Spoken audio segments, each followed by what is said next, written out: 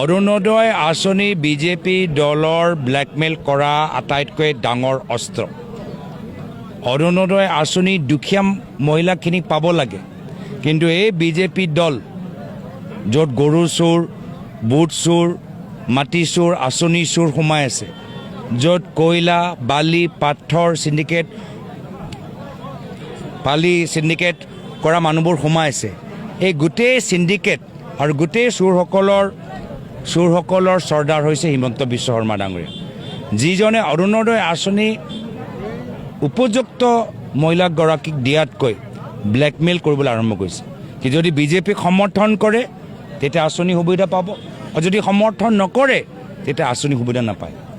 আৰু মহিলাসকলেও গম পাই গৈছে যে 1250 টকা পালে ঘৰৰ ভিতৰত খোৱা পানী নাহে, জেজেমৰ পাইপৰ ভিতৰত খোৱা পানী নাহে। 1250 টকা পালে চিভিল হস্পিটেলৰ ভিতৰত ডক্টৰ নাথাকে। 1250 টকা পালে চৰকাৰী স্কুলবোৰ আকৌ খোলা নাযায়।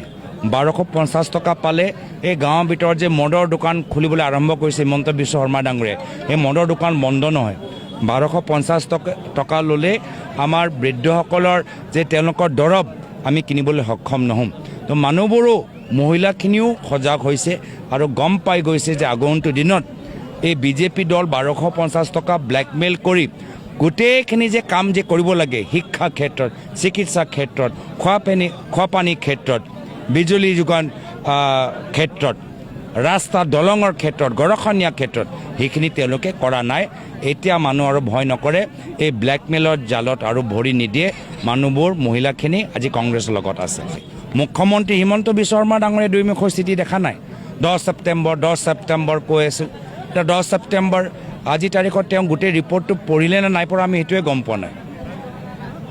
আজি তাৰিখত তেওঁ ৰিপৰ্টটো আপলোড কৰিলে হ'ল, নহ'লে একে পুৰণি ফাটা টেপৰ দৰে কথাবোৰ কৈ আছে, ফুচ হৈ গ'ল। আৰু আমি কৈছোঁ আমি 10 ছেপ্টেম্বৰত আমাৰ প্ৰগ্ৰাম হিট হ'ল, আৰু আগন্তুক 10 অক্টোবৰতো আমাৰ প্ৰগ্ৰাম হিট হ'ব।